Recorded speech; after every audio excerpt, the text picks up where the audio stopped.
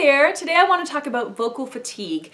Now there's a little bit of a misunderstanding out there that it's normal for the voice to fatigue. And when we're talking vocal fatigue though, medically speaking, it's really considered to be a pathology. It's not something that's normal in the vocal instrument. So it's not as though you've had a good vocal workout. You've worked out for a couple of hours and you just feel that sense of like, whew, it's a good workout, now I'm ready to be done. Vocal fatigue is something completely different from that. The voice does tire, yes, but then in vocal fatigue, the voice also becomes weak. It becomes unable to do the things that it ordinarily should be able to do. So mid-practice session, basically, the voice will tend to lose its range, it'll lose its loudness, its ability to sustain a tone. It may trail off, and the singer may actually not be able to sing through the end of the vocal phrase because the intensity starts to wear off. That is vocal fatigue. That's not something that's considered normal for the vocal instrument. So if you go to the gym and you have a really good workout and your muscles feel very tired, you can still physically get up and walk out the door to your car and drive home. Somebody who has vocal fatigue can't do that, vocally speaking.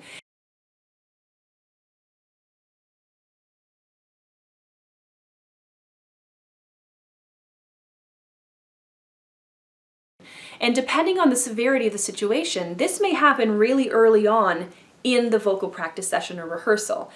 Ingo Tietze describes two different aspects of vocal fatigue: muscle fatigue and tissue or mucosal fatigue. And I'm going to read a quote from him that will explain this a whole lot better than I can. He writes, "The first, laryngeal muscle fatigue, is potentially caused by the reduction in short-term strength and speed of contraction, as the muscle chemistry is unbalanced by overuse and byproducts of muscle contractions need to be removed. The second, laryngeal tissue fatigue, is caused by temporary changes or damage to the lamina propria from phonation, i.e. vibration exposure. Excessive damage is sometimes called phonotrauma." Now, vocal fatigue actually lacks a really clear definition, and its causes are pretty much purely speculative, and consequently it tends to be diagnosed based purely on the singer's self-reported or perceived symptoms. So vocal fatigue may present as a condition in and of itself, but it's often a component of other voice disorders and may be a function of the singer's strategic efforts to be able to cope with long-term extended phonation. And those coping strategies may involve the use of excessive muscular tension or poor vocal fold posturing. So with vocal fatigue, the singer may experience an increase in phonatory effort along with a decrease in phonatory function. Let me translate that for you. So basically, the singer has to work harder and harder and harder to maintain the same loudness, for example, or to maintain the same consistency of the tone.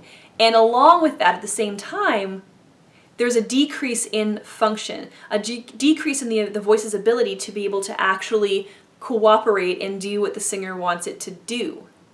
It's almost like if you're somebody like me who has a really low CO2 tolerance, when you start to, let's say, run up and down the stairs, and you start to run up and then you run down, and when you go to run back up the second time, by that point your body's so full of CO2 that your legs start to feel like lead, and you physically cannot pick them up with any kind of good coordination.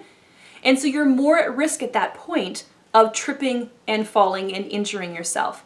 It's a little bit like that.